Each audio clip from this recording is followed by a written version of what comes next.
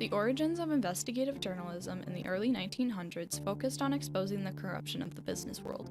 The Vietnam War created rising conflict between journalists covering the war and the presidency, resulting in strain and distrust between the public and their president.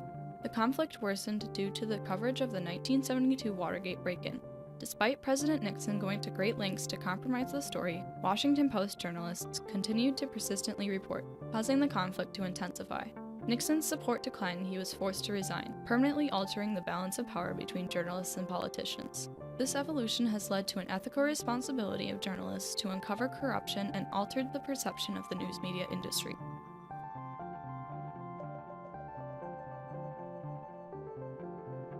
In the 1900s, investigative journalism underwent drastic growth, where journalists began uncovering secrets and scandals labeled as muckraking. Being called a muckraker was often used as a derogatory term, but this didn't discourage journalists. Journalists were introduced to their ethical responsibility. As Joseph Pulitzer wrote, "The press may be licentious, but is the most magnificently repressive moral agent in the world today. More crime, immorality, and sacrality is prevented by the fear of exposure in the newspapers than by all laws, moral, and statute ever devised." During this period of transition and growth for journalism, a multitude of scandals were uncovered by steadfast journalists. Well-known muckrakers such as Upton Sinclair and Ida Tarbow were calling out corruption and forcing the government to act and punish companies, put new laws in place, and change the lives of the American people. These events were important milestones in early journalism and revolutionized the way journalists interacted with the world around them. This new form of journalism grew to encompass different stories, including the ins and outs of war. From World War I and II to the Vietnam War, journalists' coverage shaped the way the American people viewed the war and their government. Journalists exposed hidden aspects of the war to the American public that the president would rather not reveal, which led to the disillusionment of the public, pushing them to disagree with the war efforts. Journalists in Vietnam were dedicated to their cause, as many were killed in action during the war. The journalists had a casual and intimate relationship with the soldiers, since many journalists and soldiers bunked in the same camps. This led to very raw and truthful, but opinionated and one-sided reports, leading Americans to sympathize with the uninspired soldiers and begin doubting the war and their government. Our worst enemy seems to be the press. President Nixon states his public support of the Vietnam War fell, a contrast to the support of propaganda of previous wars. This opposing view caused great conflict between President Nixon and Vietnam journalists. Nixon accused journalists of glossing over the achievements of Vietnam and highlighting the problems instead. Nixon went as far as to say, "In the short run, it would be so much easier, wouldn't it, to run this war in a dictatorial way, kill all the reporters, and carry on the war." Regardless, the reporters remained. As journalist Peter Arnett said, "Their examples of courage and commitment to journalism have inspired me over the years." However, the conflict with the coverage of the Vietnam War did not stop there. In 1971, Daniel Ellsberg, a military analyst, worked with the New York Times and Washington Post to release the Pentagon Papers.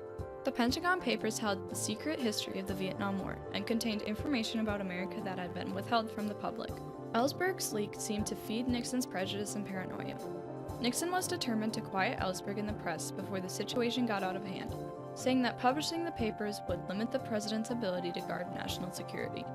Nixon fought the New York Times and the Washington Post in court in an attempt to cease the publication of the papers. The journalists won the battle and the papers were revealed to the public. Nixon was left unsatisfied with this loss. He aimed to destroy the reputation of Daniel Ellsberg, who was considered the most dangerous man in America. Nixon said it was time for America to quit making national heroes out of those who steal secrets and publish them in the newspaper. But Nixon's war on journalists and Ellsberg remained unsuccessful. When questioned why he risked prison to reveal the secrets, Ellsberg answers, "I believed that the pattern of secret threats and escalation needed to be exposed because it was being repeated under a new president, that president being Nixon." The scandal caused a rift between the president and the public and highlighted the brewing conflict between the presidency and the journalists.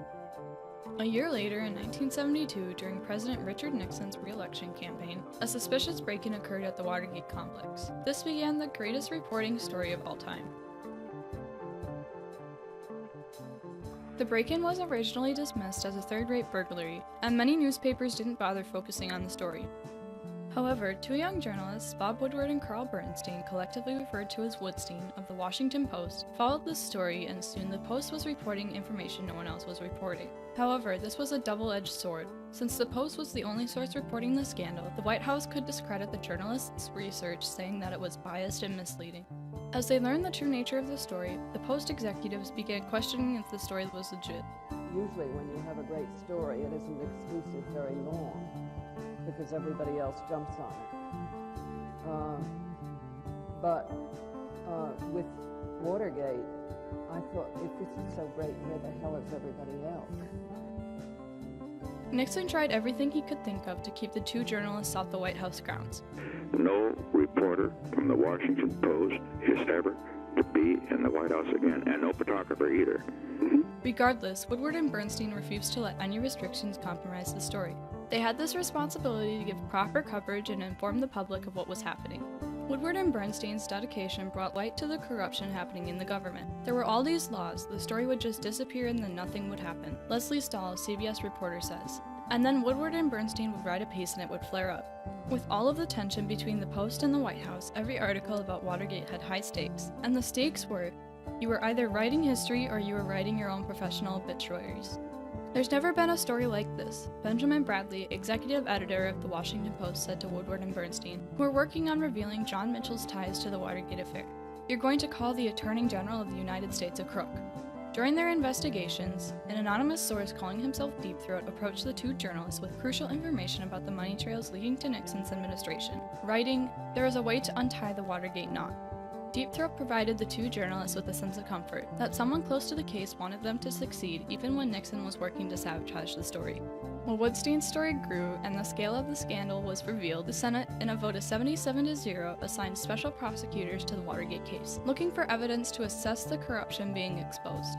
Nixon believed that what he was doing was justified. In all the decisions I have made in my public life, I have always tried to do what was best for the nation. And above the law.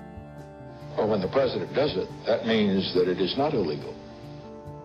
On July 24th, the Supreme Court ruled 8-0 that Nixon would have to turn over the secret tapes demanded by the Watergate special prosecutor.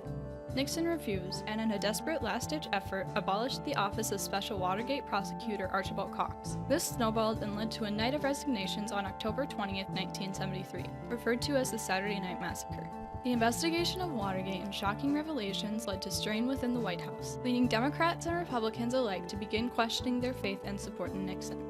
Because of this, Nixon's public support fell dramatically. By August, Nixon's impeachment in the House was a certainty, and a group of Republicans led by Senator Barry Goldwater banded together to declare his presidency over. Too many lies, too many crimes, Goldwater said. On August 9, 1974, President Richard M. Nixon became the first and only president to resign. The Watergate affair was a wake-up call to the American public that the rule of law does not stop at the White House door.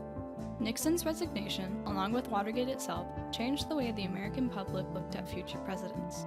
After Watergate, the public was led to believe that politics were corrupt and other politicians would commit the same crimes as Nixon had. I let down our system of government, dreams of all those young people that ought to get into government that will think it's all too corrupt. The president is not above the law, and laws such as the Foreign Intelligence Surveillance Act of 1978 were put into place to make sure future presidents were made aware of that. With the president's power restricted, journalists were also introduced as a fourth branch of government, responsible for keeping the government in check and accountable for their actions. Watergate was a crucial element of journalism's progression. As Tom Brokaw says, "I don't think there's been an event in my life that has had such an impact on journalism." Since the early 1900s, journalists have embraced their ethical responsibility to step up, gather information, and inform the public about what is really happening behind the scenes in the government. As Woodward says, the media has a responsibility to question the actions of our leaders and to investigate any concentration of power. When faced with the intimidating task of reporting on political corruption in the government and pushing past the conflict caused by their task, journalists refused to compromise the truth. The Watergate affair constituted a new check on presidential power and set the standard for future journalists to report on the president. Before the scandal, journalists were unaware of the need to question the president. After Watergate, however, that changed. Woodward and Bernstein are still respected journalists today and encourage new journalists to stick to their story despite the conflict that may arise because of it.